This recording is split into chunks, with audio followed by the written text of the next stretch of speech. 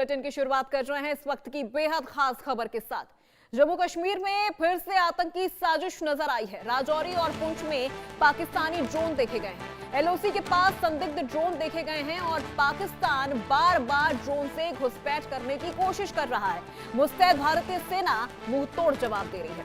पिछले कुछ दिनों से लगातार पाकिस्तान की तरफ से ड्रोन घुसपैठ की कोशिशें जारी हैं। 26 जनवरी से पहले जम्मू कश्मीर को दहलाने की पाकिस्तान बार बार कोशिश कर रहा है, लेकिन घाटी के रिहायशी इलाकों और बॉर्डर पर तैनात भारतीय सुरक्षा बल पाकिस्तान की नापाक साजिशों को नाकाम कर रही है। और आज एक बार फिर पुंछ और राजौरी में पाकिस्तान ड्रोन ने घुसपैठ का दुस्साहस किया है।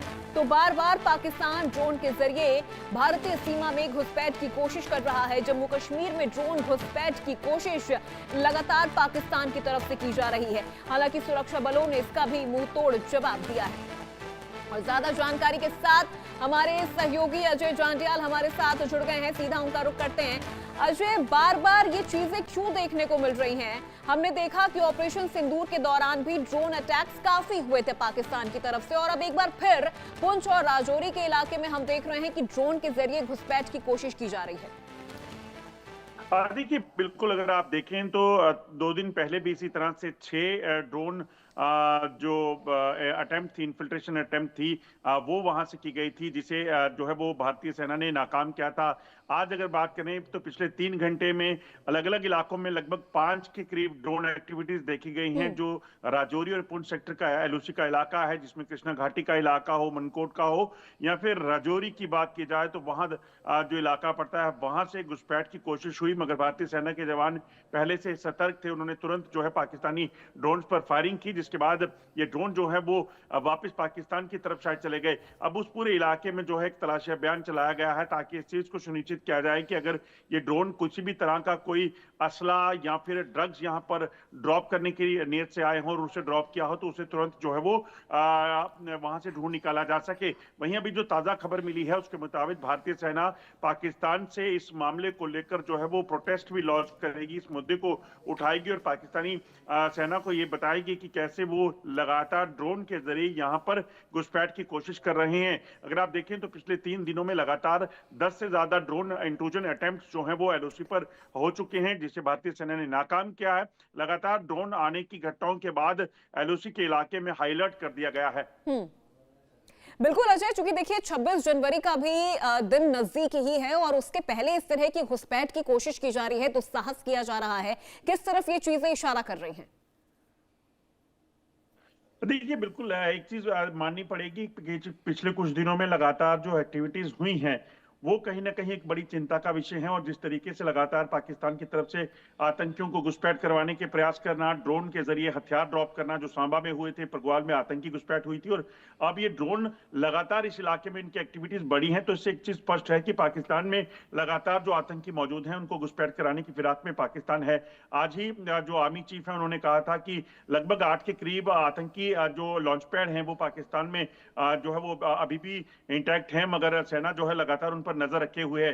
जो सूचना है उसके मुताबिक 100 से ज्यादा आतंकी जो हैं एलओसी और आईबी के दूसरी तरफ बैठे हैं, जिनको भारत में घुसपैठ कराने की फिराक में पाकिस्तान है, और इसीलिए इन ड्रोन की मदद ली जाती है, चाहे वो ड्रग्स हो, चाहे वो हथियार हो, या फिर सर्विलेंस करनी हो इस इलाके की, ताकि भारतीय सेना की मौजूदगी को देखा जा सके और यहाँ पर अगर कहीं लूप होल है तो वहां से आतंकियों को घुसपैठ करवाई जा सके। मगर आर्मी चीफ ने एक चीज और स्पष्ट की थी कि भारतीय सेना न सिर्फ नजर रखे हुए है बल्कि तमाम चीजों के लिए तैयार है, क्योंकि ऑपरेशन सिंदूर अभी खत्म नहीं हुआ है। बिल्कुल जो है ऑपरेशन सिंदूर अभी भी खत्म नहीं हुआ है, और ये चीज मुझे लगता है पाकिस्तान में उन लोगों को भी समझने की जरूरत है, उन आकाओं को भी, आतंकियों के समझने की जरूरत है जो बार बार घुसपैठ करने की कोशिश कर रहे हैं कि ऑपरेशन सिंदूर इस वक्त भी लगातार जारी है, वो खत्म नहीं हुआ है। और ऐसे में अब अजय, क्या कुछ ऑपरेशंस और आगे भारतीय सेना की तरफ से की जा रही है? क्योंकि ड्रोन की तरफ से ड्रोन का जो घुसपैठ है वो लगातार देखने को मिल रहा है। देखिए, एक चीज बड़ी स्पष्ट है कि लगातार भारतीय सेना जो है वो सतर्क है एलओसी के इलाके में, और तभी ये ड्रोन की मूवमेंट जब हुई तो उन्होंने जो है वो फायरिंग कर इसे नीचे जो है वो मार गिराने की कोशिश की है। उसी के चलते अब ड्रोन की जो अटेम्प्ट हुई हैं उसके बाद एलओसी और आईबी के इलाकों पे हाई अलर्ट कर दिया गया है। लगातार भारतीय सेना, बीएसएफ और जम्मू कश्मीर पुलिस के जवान जो है वो सतर्क हैं और इस चीज को सुनिश्चित किया जा रहा है कि अगर कहीं भी इस तरह की बिल्कुल हरकत हो अजय, या ड्रोन की आड़ में सवाल आतंकियों को यहाँ पर घुसपैठ ये की भी बनता फिरासतों से है, नाकाम किया जाए। बिल्कुल एक सवाल यहाँ पर अजय ये भी बनता है। देखिए, जब ऑपरेशन सिंदूर चल रहा था उस वक्त पीएम नरेंद्र मोदी ने साफ तौर पर कहा था कि खून और बात एक साथ यहाँ पर नहीं होगी, और अगर अब कोई भी एक्टिविटी पाकिस्तान की तरफ से होती है तो उसे वॉर ही माना जाएगा। यानी अब अगर इस तरह की एक्टिविटी हो रही है, ड्रोन एक्टिविटी जो लगातार देखने को मिल रही है पाकिस्तान की तरफ से, क्या अब भारत इसको लेकर कोई शिकायत दर्ज करवाएगा या भारत की तरफ से अब कोई और बड़ी कार्रवाई की जाएगी?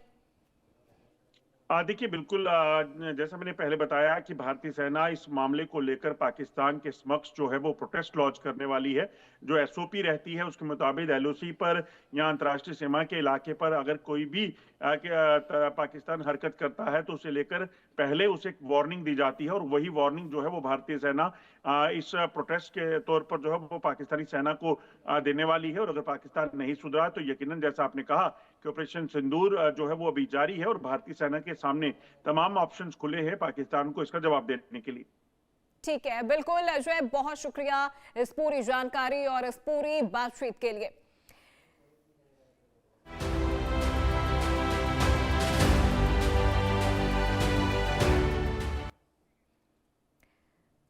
चलिए बढ़ते हैं खबरों में आगे और अब बात करते हैं दुनिया की सबसे ताकतवर सैन्य गठबंधन नाटो के बारे में।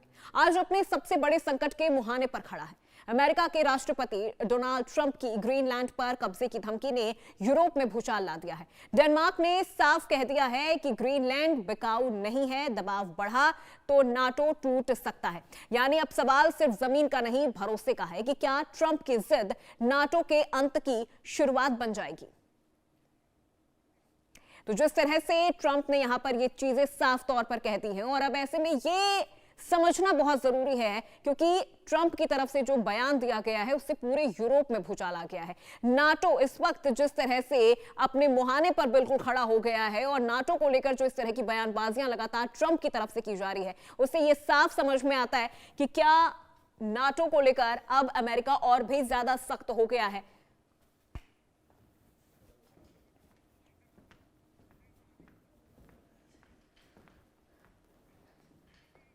तो क्या यहां पर यह समझने की जरूरत है कि ट्रंप की ग्रीनलैंड वाली जिद महायुद्ध करा के मानेगी?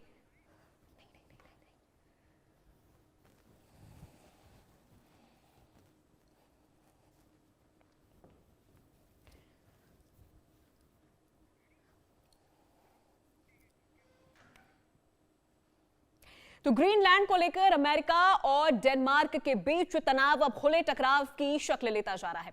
अमेरिकी राष्ट्रपति डोनाल्ड ट्रंप ने साफ कहा है कि ग्रीनलैंड अमेरिका की सुरक्षा के लिए बेहद जरूरी है। उन्होंने संकेत दिया है कि अगर जरूरत पड़ी तो अमेरिका इस द्वीप पर नियंत्रण की कोशिश भी कर सकता है। ग्रीनलैंड डेनमार्क का अर्ध स्वायत्त क्षेत्र है, लेकिन रणनीतिक तौर पर बेहद अहम माना जाता है। यह इलाका आर्कटिक रीजन में स्थित है, जहां रूस और चीन की गतिविधियां लगातार बढ़ रही हैं। डेनमार्क की प्रधानमंत्री ने ट्रंप के बयानों को गंभीर चेतावनी करार दिया है। उन्होंने कहा है कि अगर अमेरिका दबाव डालता है तो यह नाटो के अंत की शुरुआत हो सकती है। यानी अब संकट सिर्फ दो देशों के बीच नहीं है, पूरे सैन्य गठबंधन पर मंडरा रहा है। नाटो के कई सदस्य देशों ने डेनमार्क के समर्थन में बयान भी दिया है। इससे साफ है कि यूरोप अमेरिका की इस नीति से असहज है। ग्रीनलैंड के लोग भी खुलकर कह चुके हैं कि वो किसी भी हाल में अमेरिका के अधीन नहीं जाना चाहते। यह विवाद धीरे धीरे संप्रभुता बनाम दबदबे की लड़ाई बन चुका है। एक तरफ ट्रंप का राष्ट्रवादी एजेंडा है तो दूसरी तरफ यूरोप की एकजुटता की परीक्षा है, और इसी टकराव में फंसा है नाटो का भविष्य। तो ऐसे में अब नाटो का जो भविष्य है वो क्या हो सकता है, क्योंकि इसे सिर्फ एक राजनीतिक तौर पर नहीं देख सकते हैं, इसे सैन्य तौर पर भी देखा जा सकता है। और अब यहां पर समझते हैं कि क्या है ग्रीनलैंड विवाद। ग्रीनलैंड डेनमार्क का अर्ध स्वायत्त क्षेत्र है। अब आपको यहां ग्राफिक्स के जरिए हम वो चीज लगातार विस्तार से बता रहे हैं कि आखिर ग्रीनलैंड का ये जो विवाद है वो आखिर है क्या। अमेरिका के लिए ये बेहद जरूरी है, ट्रंप का कहना है, लेकिन डेनमार्क कह रहा है कि ग्रीनलैंड बिकाऊ नहीं है। नाटो सहयोगियों में अब लगातार जो चिंता की स्थिति है वो देखने को मिल रही है। इसके अलावा यूरोप में अमेरिका पर अब जो अविश्वास है वो भी नजर आ रहा है। विवाद वैश्विक मंच तक पहुंच चुका है। यह समझने की जरूरत है कि यह विवाद अब वैश्विक मंच तक पहुंच चुका है। तो ग्रीनलैंड डेनमार्क का जो ये विवाद है अब वो वैश्विक स्तर पर चला गया है। अमेरिका के लिए यह बेहद जरूरी है ग्रीनलैंड, ऐसा ट्रंप का कहना है, लेकिन डेनमार्क का कहना है कि ग्रीनलैंड बिकाऊ नहीं है।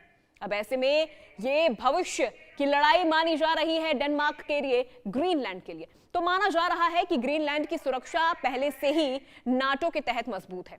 ऐसे में अब अमेरिका का यह दावा है कि उसे सुरक्षा के लिए कब्जा चाहिए, तर्कहीन है। एक्सपर्ट के मुताबिक अमेरिका अब दुनिया को अपने नजरिए से कंट्रोल करना चाहता है। दक्षिण अमेरिका से लेकर यूरोप तक दबाव की नीति अपनाई जा रही है। हालांकि माना जा रहा है कि सिर्फ ग्रीनलैंड विवाद से नाटो टूटेगा नहीं, लेकिन इतना जरूर है कि गठबंधन के भीतर असंतोष जरूर बढ़ेगा। यूरोपीय देशों को अमेरिका की मंशा पर शक होने लगा है। अगर यूरोप नाटो से बाहर जाता है तो उसकी सुरक्षा सीधे खतरे में पड़ जाएगी। रूस पहले ही यूरोप की कमजोरी का फायदा उठाने के फिराक में है। ऐसे में यूरोप के पास अमेरिका से दूरी बनाने का जो जोखिम है वो बहुत बड़ा है।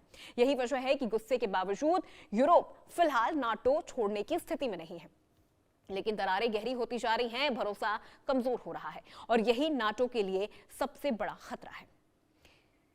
तो अब आपको ग्राफिक्स के जरिए समझाते हैं कि आखिर ग्रीनलैंड क्यों चाहता है, अमेरिका ग्रीनलैंड क्यों चाहता है, ये भी हम आपको यहां ग्राफिक्स के जरिए बता रहे हैं। रूस के खिलाफ रणनीतिक फ्रंट लाइन का ये लड़ाई है। इसके अलावा आर्कटिक रीजन पर सैन्य पकड़ को और मजबूत करना चाहता है अमेरिका, और चीन की गतिविधियों पर वो नजर भी रख पाएगा। ये भी एक बड़ी वजह है ग्रीनलैंड की। इसके अलावा दुर्लभ खनिजों का विशाल भंडार है ग्रीनलैंड के पास। आगे नजर डालते हैं, भविष्य की आर्थिक ताकत बनेगा ग्रीनलैंड अमेरिका के लिए। इसके अलावा ट्रंप का डील फर्स्ट एजेंडा भी लगातार हम देखते चले आए हैं। रूस के खिलाफ रणनीतिक फ्रंट लाइन की ये लड़ाई है, इस वजह से अमेरिका को ग्रीनलैंड चाहिए। आर्कटिक रीजन पर सैन्य पकड़ को और मजबूत करना चाहता है अमेरिका। चीन की गतिविधियों पर भी नजर रखना चाहता है, यानी पकड़ भी मजबूत हो, चीन की गतिविधियों पर नजर भी पक्की रखी जा सके। यही वो वजह है अमेरिका को ग्रीनलैंड किसी भी हालत में चाहिए। और नाटो को लेकर अब जो भविष्य की लड़ाई है वो अब धीरे धीरे गर्त में जाती हुई नजर आ रही है। अब लड़ाई सिर्फ ग्रीनलैंड की नहीं है, ये लड़ाई है भरोसे की, साझेदारी की और वैश्विक संतुलन की। अगर अमेरिका अपने सहयोगियों पर ही दबाव बनाएगा तो दुनिया की सबसे बड़ी सैन्य ताकत नाटो अंदर से खोखली होती चली जाएगी। आज सवाल है कि क्या ट्रंप की जिद गठबंधन तोड़ेगी या फिर नाटो इस संकट से और मजबूत होकर निकलेगा। फिलहाल इतना तय है कि ग्रीनलैंड ने पूरी दुनिया की राजनीति को हिला दिया है और अब जिस तरह से अमेरिका की जो चाहत है वो ग्रीनलैंड को लेकर और भी ज्यादा बढ़ती जा रही है, इससे ये साफ हो गया है कि नाटो का जो भविष्य है वो भी अब अंदर से धीरे धीरे खोखला होता जा रहा है।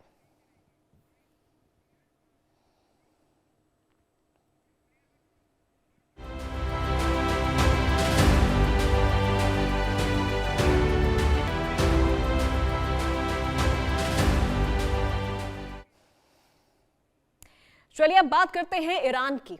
ईरान की सड़कों पर आज सिर्फ नारे नहीं गूंज रहे हैं, वहां सत्ता की नींव हिल रही है। जेंजी के उग्र प्रदर्शन से ईरानी खलीफा अब घबरा गया है और जनता पर ही गोलियां चलवा रहा है। रिपोर्ट्स दावा कर रही है कि हजारों लाशों से अस्पताल भर चुके हैं। सिंहासन डगमगाया तो खलीफा ने अपनी निजी सेना को खुली छूट दे दी। सवाल बड़ा है, क्या यह सत्ता की आखिरी लड़ाई है?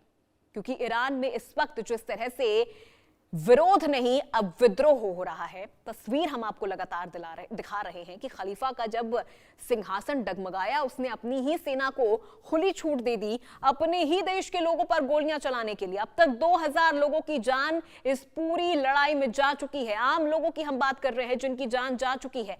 अस्पतालों की तस्वीर सामने आ रही है जहां पर शवों का अंबार लगा हुआ है। तो ईरान में सरकार विरोधी प्रदर्शन अब खतरनाक मोड़ पर पहुंच चुके हैं। देश भर में जेंजी युवाओं की अगुवाई में सड़कों पर उग्र आंदोलन जारी है। प्रदर्शनकारियों का सीधा नारा है, खलीफा सिंहासन खाली करो।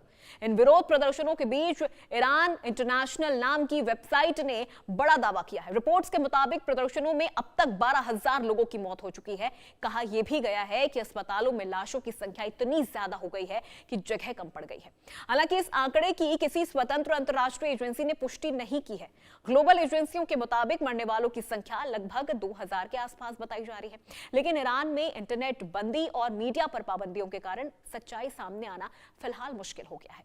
सरकार पर आरोप है कि वो जानबूझकर जानकारी दबा रही है। मानवाधिकार संगठनों का कहना है कि हालात बेहद गंभीर है। सुरक्षा बलों की कार्रवाई लगातार तेज होती जा रही है। हर गुजरते दिन के साथ डर और गुस्सा लोगों में बढ़ रहा है, दोनों तरफ बढ़ रहा है।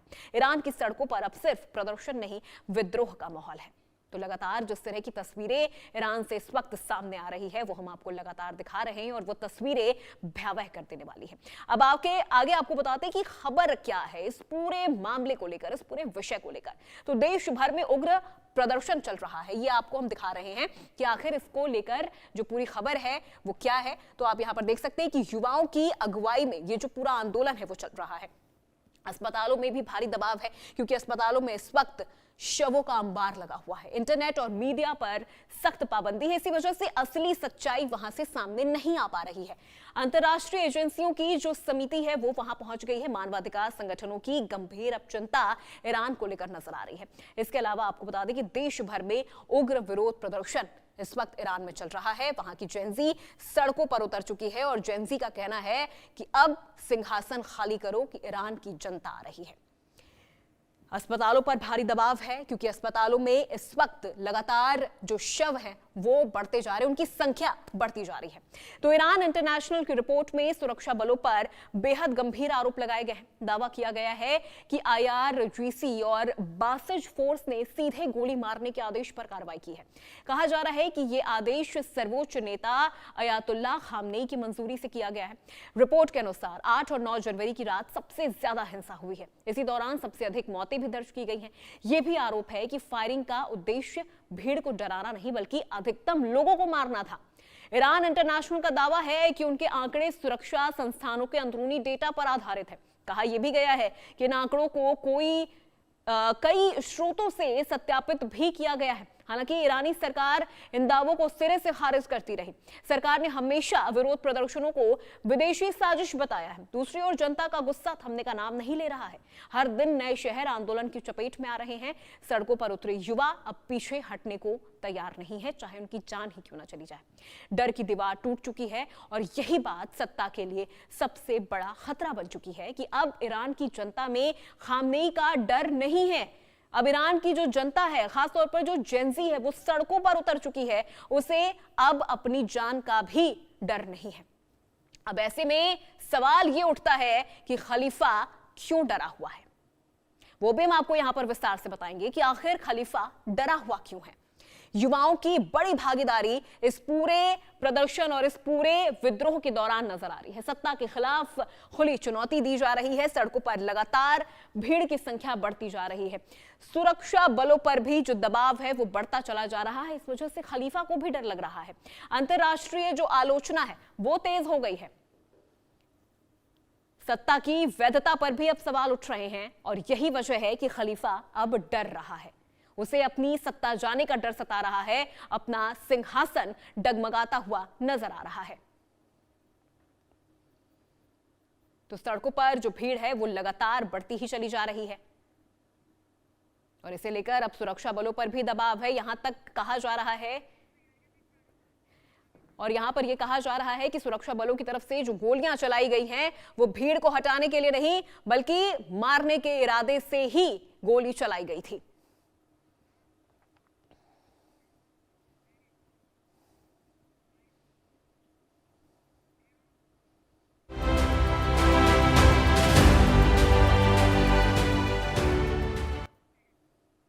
और अब बात करते हैं अरब की। यमन की जमीन पर आज अरब दुनिया की दो ताकतों की जंग खुलकर सामने आ गई है। यूएई का 10 साल पुराना सियासी सपना सिर्फ 48 घंटे में मलबे में तब्दील हो गया। सऊदी क्राउन प्रिंस ने ऐसी चाल चली कि अमीराती फौज को मैदान छोड़कर भागना पड़ा। अरबों डॉलर, सालों की साजिश और पूरा नेटवर्क सब ध्वस्त। अब सवाल यह है कि क्या मिडिल ईस्ट में ताकत का संतुलन बदल गया है? तो ये बड़ा सवाल यहां पर उठ रहा है और जिस तरह से चीजें अब अरब में ध्वस्त होती चली जा रही हैं, यमन में वो चीजें अब डराने वाली हैं। यमन में सऊदी अरब और संयुक्त अरब अमीरात के बीच टकराव अब निर्णायक मोड़ पर पहुंच गया है। ताजा सैन्य घटनाक्रम में सऊदी अरब के सामने यूएई पूरी तरह से कमजोर पड़ता दिखा है। बीते वीकेंड सऊदी समर्थित सेनाओं ने दक्षिणी यमन में बड़ा ऑपरेशन चलाया था, जहां आपको बता दें कि इस ऑपरेशन के बाद यूएई समर्थित लड़ाके इलाका छोड़ने पर मजबूर हो गए। सऊदी समर्थित गुटों ने कई रणनीतिक क्षेत्रों पर दोबारा कब्जा कर लिया। ये वही इलाके हैं जहां पिछले 10 वर्षों से यूएई का प्रभाव बना हुआ था। यमन में यूएई ने मिलिशिया नेटवर्क खड़ा किया, हथियार दिए और फंडिंग की है, लेकिन अब ये पूरा नेटवर्क बिखरता नजर आ रहा है। विशेषज्ञ इसे यूएई की सबसे बड़ी क्षेत्रीय कूटनीतिक हार मान रहे हैं। दूसरी तरफ सऊदी क्राउन प्रिंस मोहम्मद बिन सलमान के लिए ये बड़ी कामयाबी है। यमन के अंदर ताकत का संतुलन तेजी से सऊदी के पक्ष में झुक गया है। इस संघर्ष ने अरब गठबंधन की असली दरार भी उजागर कर दी है। जो कभी साथी थे, आज एक दूसरे के सामने खड़े हैं। यमन अब सिर्फ गृह युद्ध नहीं, क्षेत्रीय प्रभुत्व की जंग बन चुका है और इस जंग में फिलहाल सऊदी भारी पड़ता नजर आ रहा है। तो यहां पर यह कहना गलत नहीं होगा कि 10 साल की जो चाल है वो यहां पर खत्म होती नजर आ रही है।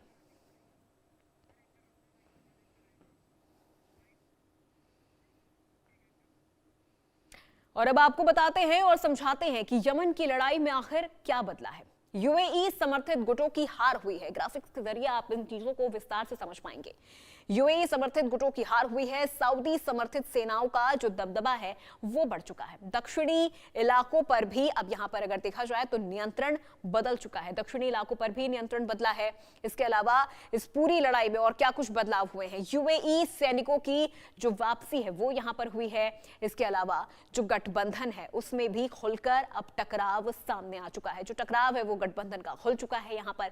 इसके अलावा और भी बदलाव यहां पर हुए हैं। जो सबसे बड़ा बदलाव है, क्षेत्रीय संतुलन में बदलाव। क्षेत्रीय संतुलन में भी बदलाव हो गया है इस पूरी लड़ाई में। यमन की लड़ाई में क्या कुछ बदला है वो हम आपको यहाँ पर ग्राफिक्स के जरिए बता रहे हैं, समझा रहे हैं और दिखा भी रहे हैं कि यूएई समर्थन जो गुट है उनकी हार हुई है। सऊदी समर्थित सेनाओं का दबदबा बढ़ा है। इसके अलावा भी और भी बदलाव हुए हैं जहां पे दक्षिणी इलाकों पर जो नियंत्रण है वो बदल चुका है। तो इस पूरी लड़ाई में बदलाव भी काफी सारे हुए हैं। यूएई सैनिकों की वापसी हुई है। अब आप आगे बात करते हैं कि 2015 में सऊदी अरब और यूएई ने मिलकर हुतियों के खिलाफ गठबंधन बनाया था, जहां पे मकसद था यमन की राजधानी सना और उत्तर के इलाकों पर फिर से नियंत्रण पाना। यूएई ने इस दौरान दक्षिणी यमन में अपना अलग नेटवर्क खड़ा करना शुरू कर दिया था। सदर्न ट्रांजिशनल काउंसिल यानी एसटीसी को खुला समर्थन दिया गया। धीरे धीरे यही एसटीसी सऊदी के लिए सिरदर्द बन गया। पिछले महीने एसटीसी ने कई इलाकों पर कब्जा कर लिया, जिससे सऊदी नाराज हो गया।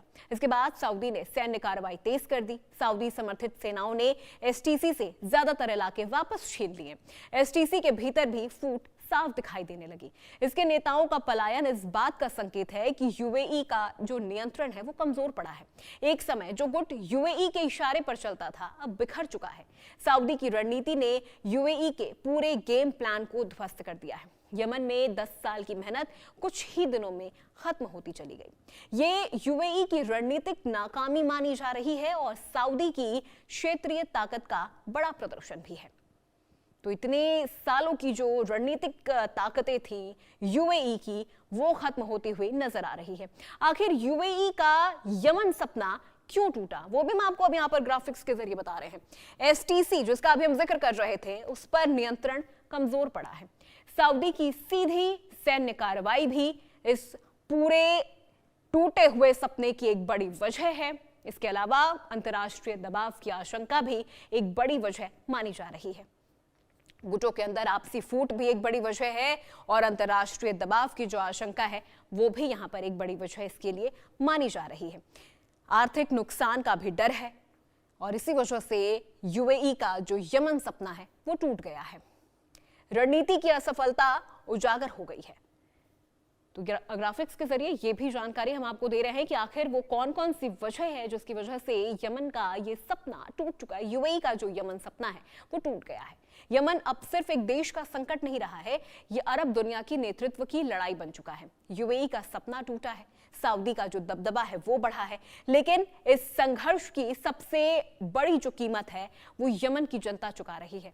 टूटते गठबंधन, बदलते मोर्चे और बढ़ता अस्थिरता का खतरा। मिडिल ईस्ट की राजनीति एक बार तक पहुंचा रहे हैं कश्मीर से। कश्मीर के पहलगाम में एक बार फिर से आतंकी साजिश नजर आई है। पहलगाम के बैसरन में दिखा है संदिग्ध ड्रोन। सुरक्षा बलों ने इलाके में चौकसी बढ़ा दी है। हाई अलर्ट पर इस वक्त सुरक्षा बल हैं और लगातार मुंहतोड़ जवाब सुरक्षा बलों की तरफ से दिया जा रहा है। तो एक बार फिर यहाँ पर ये घुसपैठ नजर आई है, आतंकी साजिश यहां पर नजर आई है। पाकिस्तान की कायराना हरकत जिसका मुंहतोड़ जवाब भारतीय सेना दे रही है। पहलगाम के बैसरन में संदिग्ध ड्रोन नजर आया है। सुरक्षा बलों ने इलाके में हालांकि चौकसी बढ़ा दी है। सर्च ऑपरेशन लगातार किया जा रहा है। हाई अलर्ट पर सुरक्षा बल इस वक्त है और लगातार पाकिस्तान की तरफ से हो रही कायराना हरकत का मुंहतोड़ जवाब दिया जा रहा है। तो पहलगाम के बैसरन में ये संदिग्ध ड्रोन दिखा है, जिसकी तस्वीर भी हम आपको यहाँ पर दिखा रहे हैं। ये वो ड्रोन है जो रात के अंधेरे में नजर आया है। तो हाई अलर्ट पर सुरक्षा बल है जो इस वक्त पाकिस्तान की इन तमाम कायराना हरकत का मुंहतोड़ जवाब दे रही है। सुरक्षा बलों ने इलाके में चौकसी बढ़ा दी है। सर्च ऑपरेशन लगातार यहां पर और भी ज्यादा तेज कर दिया गया है, क्योंकि बेहद सेंसिटिव जोन है ये और 26 जनवरी से पहले इस तरह की हरकत एक बार फिर पाकिस्तान ने की है। लगातार इस तरह की चीजें सामने आ रही हैं, कहीं ना कहीं सवाल भी उठ रहे हैं। बढ़ते खबरों में आगे, तेज प्रताप यादव ने अपने छोटे भाई तेजस्वी यादव को दही चूड़ा भोज का निमंत्रण दिया है। मां राबड़ी देवी और पिता लालू प्रसाद को भी दही चूड़ा में शामिल होने का न्योता दिया है। तेज प्रताप यादव ने तेजस्वी यादव और अपने माता पिता के साथ एक तस्वीर भी जारी की है।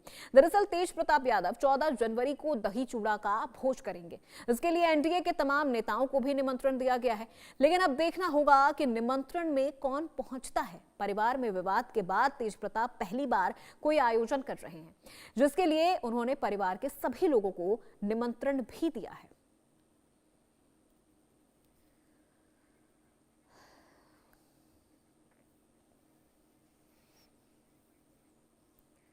तो माता पिता को तेज प्रताप यादव की तरफ से दही चूड़ा का निमंत्रण दिया गया है। भाई तेजस्वी यादव को भी उन्होंने दही चूड़ा में शामिल होने का निमंत्रण दिया है।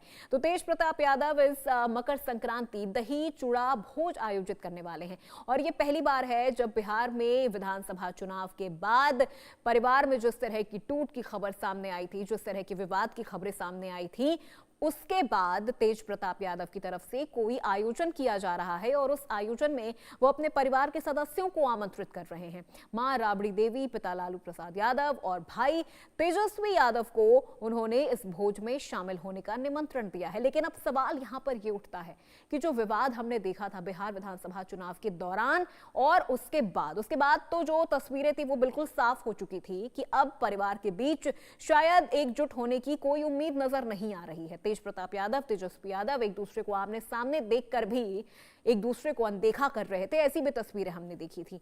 तो अब ऐसे में सवाल ये उठता है कि आखिर परिवार से वो कौन सदस्य होगा जो तेज प्रताप यादव के इस आयोजन में शामिल होने के लिए पहुंचेगा। तो वहीं पश्चिम बंगाल के आसनसोल में Bharat coking coal limited BCCL की एक ओपन कास्ट खदान में बड़ा हादसा हुआ है। बोरडला इलाके में खदान धंसने से कई लोगों के फंसे होने की आशंका है। बताया जा रहा है कि हादसे के समय अवैध कोयले का खनन हो रहा था। खदान में बचाव कार्य जारी है। बीसीसीएल के अधिकारी और पुलिस मौके पर मौजूद हैं। अब तक 4 लोगों को बाहर निकाला जा चुका है, जिसमें से 2 लोगों की मौत हो चुकी है। मरने वालों में एक महिला शामिल है। बाकी के 2 लोगों को गंभीर हालत में इलाज के लिए अस्पताल में भर्ती करवाया गया है। সকাল 8:30টার সময় ওই এরিয়া 12 বিসিসিএল বর্ডার পেচে একটা ভূধসানের ঘটনা ঘটে। রেড হল থেকে গ্রামীণগুলো কয়লা বার করাতে ওতে ট্র্যাপড হয়ে গেছে।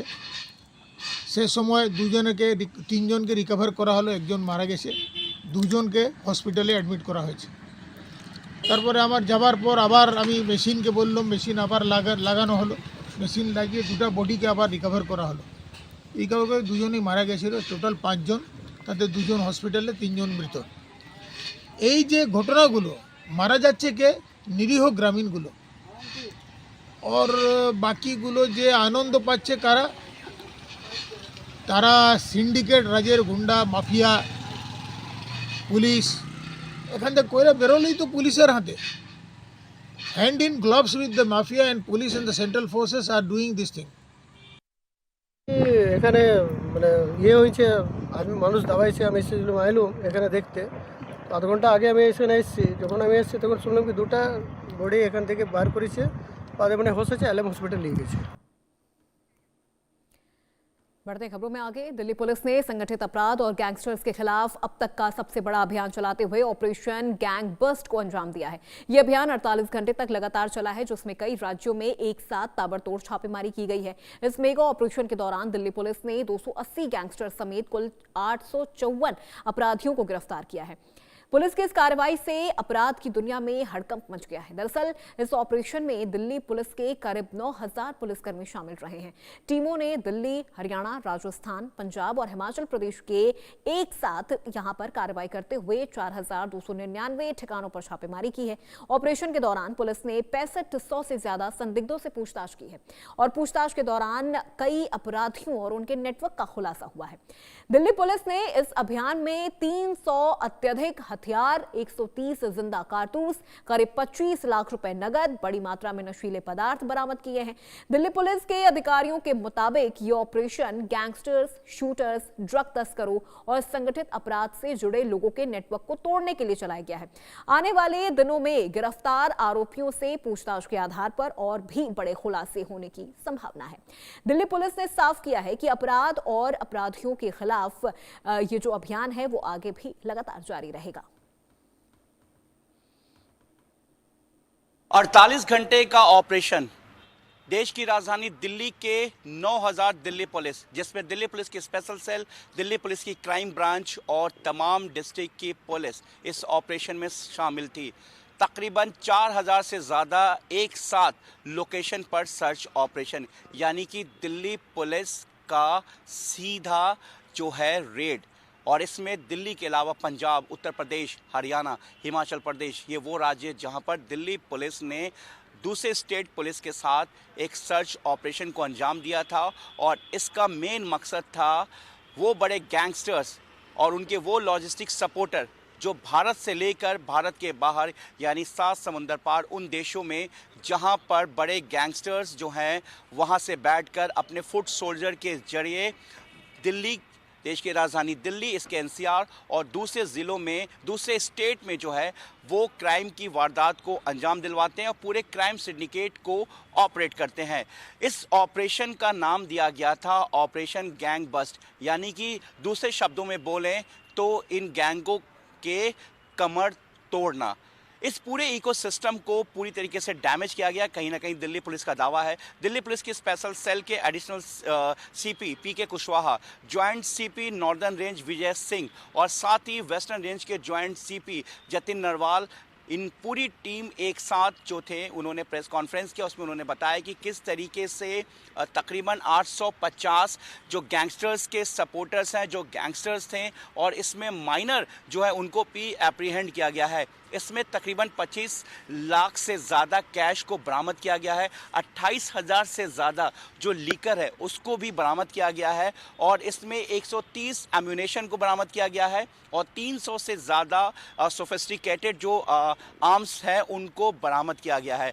इसमें गैंग के 13, काला जठेड़ी अनिल चिप्पी गैंग के 9, हैरी बॉक्सर अनमोल बिश्नोई गैंग के 2, नीरज भवाना नवीन बाली गैंग के 5, मंशू भाऊ के 2, हाशिम बाबा के 5, रोहित चौधरी के 2, राजेश भवानिया के 2, मंजीत महल के 4, गोल्डी ब्रार, टिल्लू, सद्दाम गौरी इनके 15। इस तरह से टोटल और प्लस अदर माइनर गैंग्स के 207, 280 गैंगस्टर्स पकड़े हैं। रेड 4299 ठिकानों पे की गई थी। इनके 4299 हाइड हाउस पे रेड की गई थी, जिसमें 6494 लोग राउंड अप किए गए थे। 6494 लोग राउंड अप किए गए थे और इसमें से 854 गिरफ्तारियां की गई हैं। जोन 1 में जो है नॉर्दर्न रेंज, ईस्टर्न रेंज और सेंट्रल रेंज, इनकी टीम्स ने जो है ये जैसा कि बताया स्पेशल सेल ने कॉन्टिन्यूस रेड्स की।